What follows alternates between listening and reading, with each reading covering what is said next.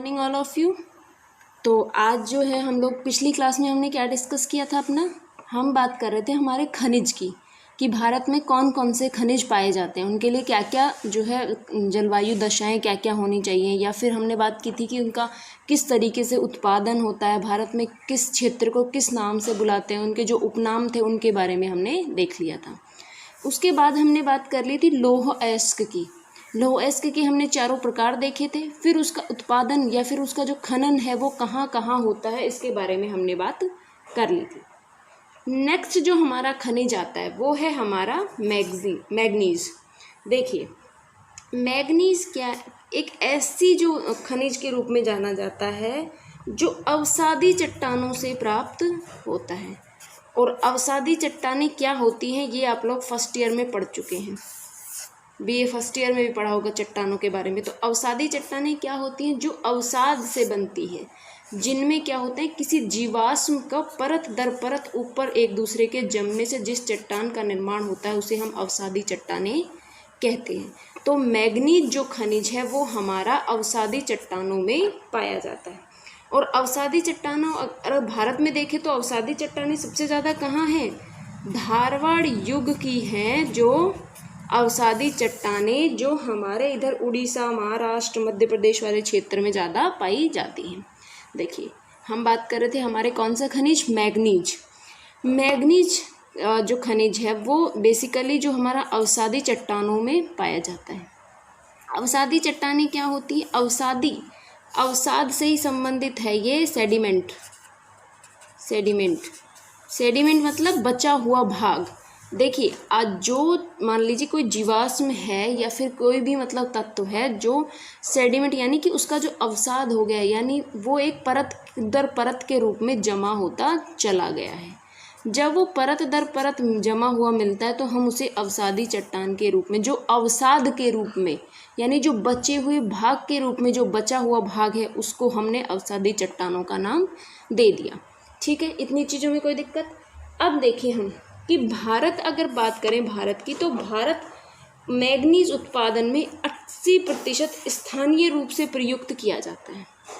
जो हमारे जो ये है मैग्नीज है, स्थानीय रूप से अगर बात करें तो हम लोग 80% तक इसका यूज़ करते हैं। अब इसके क्षेत्र देख लेते हैं। वही क्षेत्रों में सिंपल बात है कि क्षेत्रों में जब भी क्षेत्र से रिलेटेड आपको लिखोगे तो उसके अंदर आप मैप जरूर बनाओगे। ठीक, अब देखिए अगर इसमें उत्पादन की बात करें तो सबसे ज़्यादा उत्पादन यहाँ पर होता है सबसे ज़्यादा मध्य प्रदेश के अंदर, एमपी में। और एमपी के अंदर भी कुछ क्षेत्र हैं जैसे बालघाट, छिंदवाड़ा। देखो आपको एमपी के साथ साथ इन क्षेत्रों को भी याद रखना है क्योंकि एग्ज़ाम में ये वाले क्षेत्र आते हैं, इनका नाम लिखा हुआ आएगा और एमपी नहीं लिखा हुआ आएगा।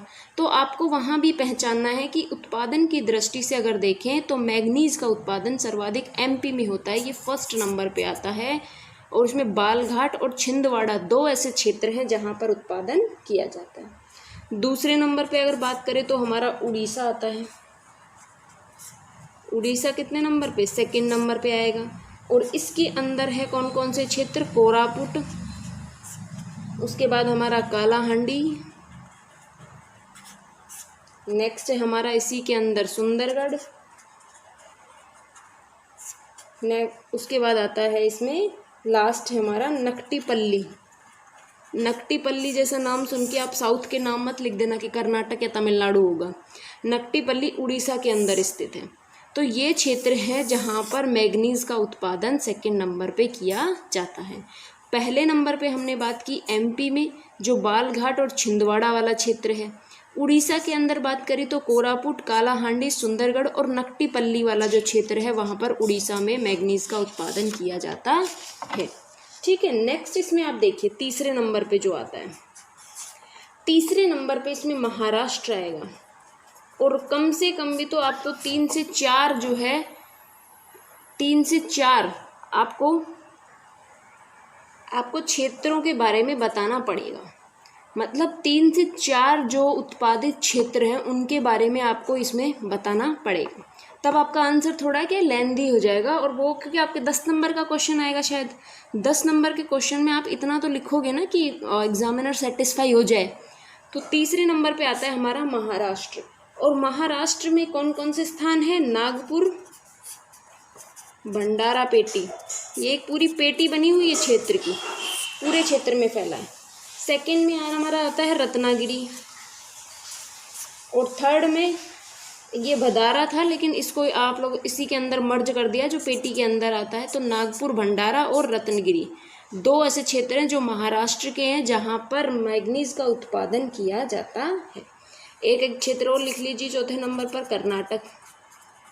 कर्नाटक जो है, कर्नाटक का बेलारी नाम का एक क्षेत्र है जहाँ पर मैग्नीज का उत्पादन किया जाता है। इतनी चीज़ों में कोई दिक्कत अभी तक?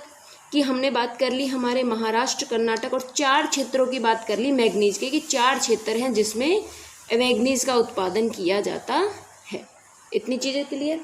देखिए अभी तक हमने बात करी मैग्नीज की, और मैग्नीज को मुझे नहीं लगता कि इससे ज़्यादा आपको ज़्यादा पूछ सकते हैं। वो सबसे इम्पॉर्टेंट है, इसकी अवसादी चट्टानों में मिलता है।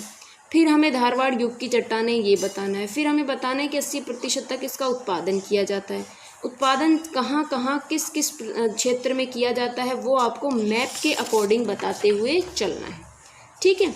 जो नेक्स्ट हमारा जो आता है वो है हमारा कोयला। देखिए कोयला, कोयला में देखिए आप लोग, कोयला एक ऐसा खनिज है जो संसार में जैसे मान लीजिए सबसे ज़्यादा जो है 90% तक को हमारे लोहा मिलता है। हर चीज़ लोहे की बनी होती है, लोहा। लेकिन उस युग से पहले जब लोहा बना था, उस युग से पहले कार्बोनिफेरस का युग माना जाता है हमारा कोयला का युग। जो कोयले का जो युग है वो कार्बोनिफेरस का युग माना जाता है, ठीक। इसमें देखिए 90% तक जो कोयला है, 98% तक का जो कोयला है वो गोंडवाना युगीन है। जैसे मान लीजिए कि जो गोंडवाना क्षेत्र हमारा कौन सा है? जो हमारा दक्षिण का भाग है। और जो दक्षिण युगीन जो कोयला हम इसको कहेंगे, जो दक्षिण भारत का हिस्सा है, और 98% तक गोंडवाना युगीन लोहा ही इसके अंदर मिलता है।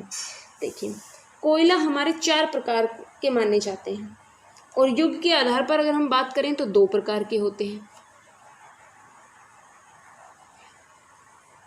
के आधार पर 2 प्रकार के होते हैं। सबसे पहले हम युग देख लेते हैं इनके। एक युग था हमारा गोंडवाना युगीन कोयला, और एक है हमारा टर्सरी युगीन कोयला। तो 2 युग के कोयला हमारे भारत में मिलते हैं। देखिए जो 96% जो कोयला है हमारा गोंडवाना युग का है, और जो बात करें हम बचा हुआ कितना परसेंट बच गया, 4%, वो हमारा टर्सरी युगीन माना जाता है।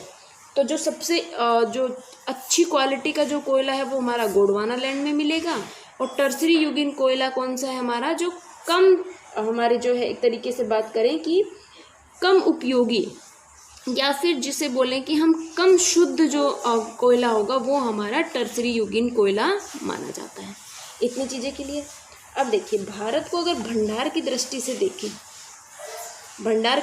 देखें तो भारत पहले स्थान पर आता है। भंडार की दृष्टि से पूरे भारत की अगर बात करें तो वो पहले नंबर पर आता है। वह अगर उत्पादन की बात करें कि उत्पादन कितना करता है भारत, तो उत्पादन में भारत तीसरे नंबर पे आता है कोयले में। कोयले को अगर पूरे विश्व में देखें तो भंडार की दृष्टि से सबसे ज़्यादा भंडारण क्षमता किसकी है, भारत की। और उत्पादन भारत करता है कितना, तीसरे नंबर पर आता है। इसका मतलब ये है कि हम लोग यहाँ पर एक्सपोर्ट भी करते हैं। एक्सपोर्ट इंपोर्ट जो होता है वो भी हमारे कोयले का होता है, ठीक है। तो इतनी चीज़ क्लियर हुई। अब देखिए कोयला कार्बोनिफेरस युग का माना जाता है। 2 युग हैं इसके, गोंडवाना युग और टर्सरी युगीन कोयला। अब कोयले के 4 प्रकार और बताए हैं। कोयला 4 प्रकार का होता है, देखिए कौन कौन से। पीट, फिर आएगा लिग्नाइट, बिटुमिनस और एंथ्रेसाइट। देखिए आपने लोहे की भी 4 किस्में पढ़ी थी ना, तो उसी हिसाब से हमें कोयले की भी 4 किस्में पढ़नी है। ये सबसे जो है एकदम घटिया किस्म की जो कोयला होता है वो हमारा पीट होता है। उसके बाद लिग्नाइट और एंथ्रेसाइट, सबसे सर्वश्रेष्ठ जो कोयला होता है वो हमारा एंथ्रेसाइट के रूप में हमें मिलता है। ठीक है, इसमें क्या होता है, पीट जो है जब वनस्पति या फिर कुछ भी जो अवसाद होता है वो जब दब जाता है मतलब पृथ्वी के अंदर या फिर ज़मीन के अंदर जब वो दब जाता है तो उस अवस्था में जब वो रहता है तो उसको पीट कहते हैं। फिर धीरे धीरे जैसे जैसे टाइम बीतता जाता है तो उससे हमें एंथ्रेसाइट कोयले की प्राप्ति होती है। इतनी चीज़ क्लियर। इसमें भी वही बात है कि इसके अंदर जो है कितने प्रतिशत कार्बन की मात्रा इनके अंदर पाई जाएगी, कार्बन की मात्रा के आधार पर इनका विभाजन किया गया है। अब देखिए इनके क्षेत्रों की बात कर लेते हैं। अगर क्षेत्रों में बात करें, भारत में कोयले के क्षेत्र की बात करें तो सबसे ज़्यादा कोयला कहाँ मिलता है? सबसे ज़्यादा कोयला भारत में मिलता है छत्तीसगढ़ में। छत्तीसगढ़ जो पहले नंबर पर आता है। और छत्तीसगढ़ के अंदर भी कौन कौन से क्षेत्र हैं हमारे? एक है सिंगरौली, दूसरा हमारा कोरबा और तीसरा हमारा आता है उमरिया। सिंगरौली, कोरबा, उमरिया 3 क्षेत्र हैं छत्तीसगढ़ के जहाँ पर इसका उत्पादन किया जाता है। दूसरे नंबर पर अगर बात करें तो हमारा आता है उड़ीसा। ठीक, उड़ीसा की अगर बात करें तो इसमें तालचर, ढेंकनाल और संबलपुर। देखो इनमें ऐसा है कि इनको आपको रटना ही पड़ेगा, ये क्षेत्र आपको रटने ही पड़ेंगे तभी आपको याद रह सकते हैं। और इनका रटने का कोई ट्रिक या फिर कोई मेथड भी नहीं होता, सिंपल है कि आपको उस क्षेत्र की जो है हर क्षेत्र को रटना पड़ेगा। छत्तीसगढ़ और उड़ीसा जो है 2 नंबर पर हो गए।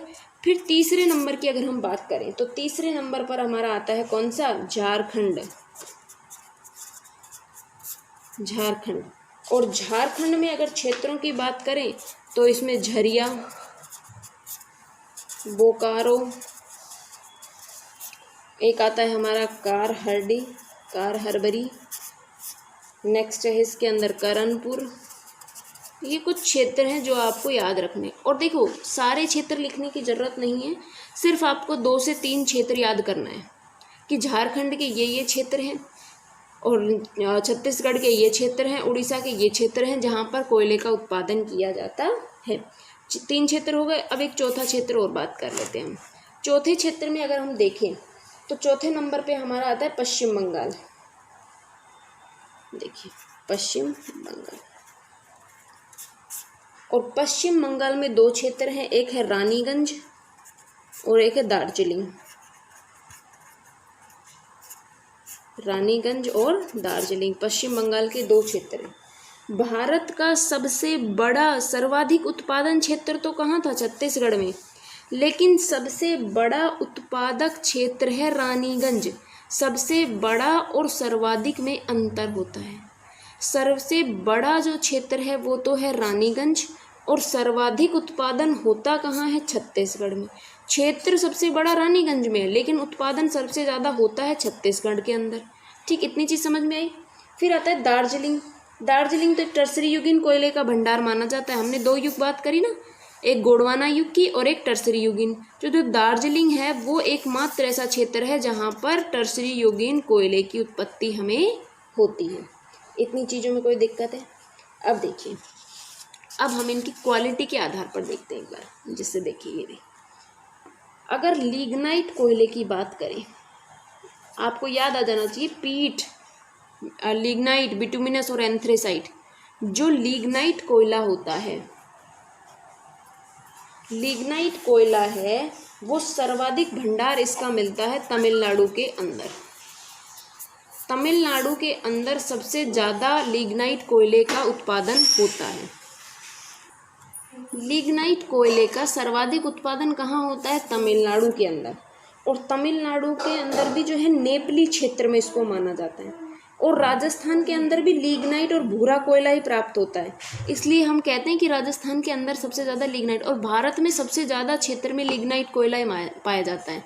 इसलिए आप देखेंगे कि क्वालिटी की अगर बात करें तो भारत के अंदर ज़्यादा अच्छा क्वालिटी का कोयला बहुत कम पाया जाता है, जो एंथ्रेसाइट होता है। लिग्नाइट हमारे भारत में सर्वाधिक क्षेत्रों में पाया जाता है। ठीक, इतनी चीज़ों में कोई दिक्कत है?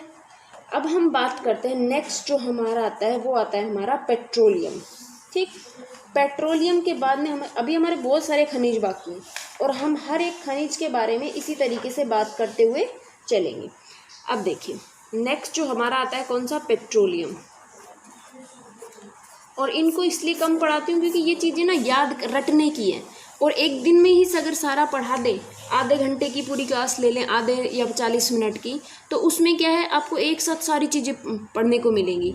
और उन सारी चीज़ों को एक साथ पढ़ने से दिक्कत ये है कि आप उन चीज़ों को सही से नहीं कर पाएंगे, याद नहीं हो पाएगा ना सारा। इसलिए मैं आपको थोड़े छोटे छोटे ब्रेक्स में इनको आपको दे रही हूँ, ताकि आप जितने, जैसे 3 से 4 जो है मिनरल्स मैं आपको एक दिन में पढ़ा रही हूँ, 3 मिनरल्स पढ़ाए, तीनों को एक दिन में याद कर लिया। अगले दिन जब दूसरे आएंगे 3, तो पहले उन तीनों को रिवीजन कर लो जो पहले पढ़े थे उनका, और फिर नए वाले पढ़ लो। तो इससे क्या है कि आपको उस चीज़ में बैलेंस बना रहेगा और उसमें कन्फ्यूजन नहीं होगा। नेक्स्ट हम बात करते हैं पेट्रोलियम की। और सिलेबस की टेंशन है नहीं, क्योंकि हमारा इंडियन ज्योग्राफी का जो सिलेबस है वो बहुत ही कम सा बचा है अब, और जैसे ये कंप्लीट होगा फिर हम पॉलिटिकल ज्योग्राफी हमारी स्टार्ट कर देंगे। तो धीरे धीरे हर चीज़ को पढ़ते हुए चलिए, नोट्स बनाते हुए चलिए, उसके साथ में जो है आपके सिलेबस की कोई टेंशन नहीं, सिलेबस आराम से कंप्लीट हो जाएगा। ठीक है, पेट्रोलियम की अगर बात करें, अब पेट्रोलियम में क्या होता है कि जब वनस्पति दब जाती है, वनस्पति के दबने से पेट्रोल का निर्माण होता है। देखिए इसका एक प्रोसेस होता है, जब वनस्पति अंदर दब जाती है तो या तो वो पेट्रोल की फॉर्म में, या फिर अगर चट्टानों के रूप में मिलेगी तो अवसादी चट्टानों में तो मैग्नीज भी मिल रहा था, मैग्नीज मिल रहा था ना।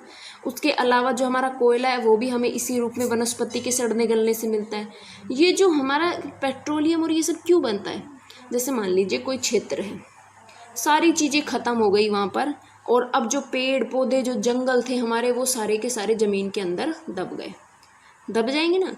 जब वो दब गए तो एक टाइम बाद उनसे जो है हमें खनिजों की प्राप्ति होती है, और वनस्पति के दबने से जो खनिज बनेगा वो हमारा पेट्रोलियम बनता है। सबसे पहले अगर बात करें तो भारत में पेट्रोलियम का उत्खनन सबसे पहले 1860 में किया गया था। एक कंपनी थी, कौन सी, Assam railway company. Assam railway company, Assam railway company ऐसी कंपनी थी जिसने सबसे पहले 1860 में पेट्रोलियम के उत्पादन को या फिर उत्खनन का कार्य शुरू किया। ठीक, अब देखिए 1889 के अंदर क्या हुआ कि डिगबोई एक स्थान था, कौन सा, डिगबोई, और डिगबोई में उत्खनन प्रारंभ कर दिया। 1889 में डिगबोई में उत्खनन प्रारंभ हुआ, और 1956 के अंदर ONGC यानी कि जो एक भारतीय पेट्रोलियम एक कंपनी है ONGC, उसके द्वारा इसमें 1961 के अंदर मुंबई हाई, ये नाम सारे याद रखना आप लोग, मुंबई हाई क्षेत्र में इसका उत्खनन शुरू किया। देखिए सबसे पहले हम बात करें कि 1860 में असम रेलवे कंपनी के द्वारा सबसे पहले पेट्रोलियम का उत्खनन शुरू किया। फिर बात आती है हमारे किसकी, जो हमारा 1889 के अंदर डिगबोई में शुरू कर दिया। 1961 में मुंबई हाई में ONGC, ये एक कंपनी है, ONGC नामक कंपनी ने इसका उत्पादन शुरू किया, इसका खनन शुरू किया। अब देखिए देश में जो अगर बात करें तो कच्चे तेल के भंडार के रूप में 4 उत्पादक क्षेत्र महत्वपूर्ण माने जाते हैं। अब वो 4 महत्वपूर्ण उत्पादक क्षेत्र कौन कौन से देखें। सबसे पहले अगर बात करें हिमालय के समानांतर, हिमालय वाले भाग में देखो, हिमालय का नाम लेते ही याद आ जाना चाहिए ऊपर वाला भाग, हिमालय के समानांतर क्षेत्र, समानांतर, हिमालय के समानांतर क्षेत्र की अगर बात करें हम तो इसमें हमारा असम भी आएगा, आएगा कि नहीं आएगा, हिमालय के समानांतर ही तो है असम। फिर असम के अंदर बहुत सारे क्षेत्र आते हैं, जैसे डिगबोई हो गया, नाहरकटिका, उसके बाद में हमारा शिव सागर, फिर आता है हमारा सुरमा घाटी, ये सारे असम के क्षेत्र हैं, ठीक है। उसके बाद में आता है एक और आता है लखीमपुर या इसको लखीमपुर भी लिखा हुआ कहीं कभी मिल जाता है। असम जो क्षेत्र है उसके अंदर डिगबोई, नाहरकटिका, शिवसागर, सुरमा घाटी, लखीमपुर, ये ऐसे क्षेत्र हैं जहाँ पर पेट्रोल का उत्पादन किया जाता है या फिर पेट्रोल का खनन किया जाता है। अब अगर नदी घाटियों की बात करें तो हमारी गोदावरी, कृष्णा, कावेरी जो पूर्वी तटीय क्षेत्र है वहाँ पर इनका उत्खनन मिलता है। पश्चिमी क्षेत्र में अगर बात करें पश्चिम क्षेत्र की, पश्चिम भारत की, तो गुजरात के अंदर बहुत सारे क्षेत्र हैं, जैसे महसाणा हो गया, कलोल, लूगोज, ठीक, और जैसे अहमदाबाद वाला क्षेत्र है। इतने क्षेत्र हो गए, एक और लिख लो इसमें, अंकलेश्वर। ये ऐसे क्षेत्र हैं, पश्चिमी क्षेत्र हैं, पश्चिम भारत के ऐसे क्षेत्र जो गुजरात के अंदर आते हैं, जहाँ पर क्या होता है हमारा पेट्रोलियम का खनन किया जाता है, जहाँ पर पेट्रोलियम खनिज है उसका उत्खनन किया जाता है। बॉम्बे हाई की अगर बात करें तो बॉम्बे हाई ये एक ऐसा क्षेत्र है जिसमें देश का सर्वाधिक उत्पादन होता है और बसीन सबसे अधिक पेट्रोलियम भंडार, जैसे देखो बॉम्बे हाई में तो क्या उत्पादन सबसे ज़्यादा होगा और बसीन नाम का जो क्षेत्र है उसके अंदर भंडार सबसे ज़्यादा होता है। भंडार की दृष्टि से अगर देखें तो बसीन सबसे पहले नंबर पर आता है। अब देखिए इतनी हमने बात कर ली, अब इन्हीं से रिलेटेड कुछ रिफाइनरीज आती हैं। पेट्रोल क्या है, पेट्रोल हमें बहुत ही अशुद्ध मात्रा में मिलता है। जब उसको खनिज के माध्यम से हम ज़मीन से जब निकालते हैं तो बहुत अशुद्ध मात्रा में हमारे पास आता है। ऑफकोर्स ये सीधी बात है, जब वो ज़मीन के अंदर से हम निकालेंगे तो वो कितना जो है अनप्योर होगा, मतलब वो कितना ख़राब होगा। तो उसको प्योर करने के लिए, उसको साफ़ करने के लिए बहुत सारी रिफाइनरीज लगाई गई हैं। अगर भारत में रिफाइनरी की बात करें तो 23 जो है वो मुख्य रिफाइनरीज हैं। 23 मुख्य रिफाइनरी हैं जो पेट्रोलियम जो खनिज है उसका एक तरीके से शुद्ध करने का काम करती है। जिसमें से क्या है 3 निजी क्षेत्र की हैं और जो 3 हैं वो संयुक्त क्षेत्र की परिशोधनशालाएं हैं। मतलब इस जो 23 हैं इनमें 3 तो निजी हैं, मतलब किसी व्यक्ति विशेष की हैं, और 3 जो है वो संयुक्त है, और बाकी जितनी भी बची हुई जो हमारी रिफाइनरीज होंगी वो सारी की सारी हमारी कैसी हो जाएंगी, वो हमारी सरकारी रिफाइनरीज होंगी। ठीक, देखिए रिफाइनरीज अगर बात करें निजी क्षेत्र की बात करें तो 2 तो हैं, 3 है निजी क्षेत्र की, तो 3 के अगर विभाजन करोगे तो एक तो जामनगर में है और एक है हमारा बाड़ीनाल में। और जामनगर में रिलायंस के द्वारा है, जो रिलायंस कंपनी है ना उसी की है। जामनगर के अंदर 2 रिफाइनरी लगी हुई है और बाड़ीनाल के अंदर जो है 1 रिफाइनरी लगी हुई है। तो हो गई ना 3 टोटल, 2 जामनगर के अंदर है और 1 बाड़ीनाल के अंदर।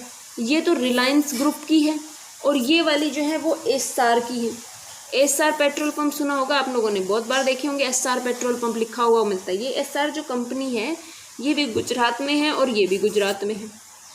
ठीक है, 2 रिफाइनरी जो निजी हैं उसमें 1 जामनगर में और 1 बाड़ीनाल में लगाई गई है। जामनगर के अंदर जो रिलायंस कंपनी की लगाई गई हैं जो कंपनियां वो 2 हैं और बाड़ीनाल में 1 है जो एस्सार कंपनी के द्वारा लगाई गई है। ठीक है, इतनी चीज़ों में कोई दिक्कत। अब हमारे पास बहुत सारी शोधनशालाएं जो बची हुई हैं वो सारी की सारी सार्वजनिक हैं, जो मतलब एकदम सरकार के अंडर में आती हैं।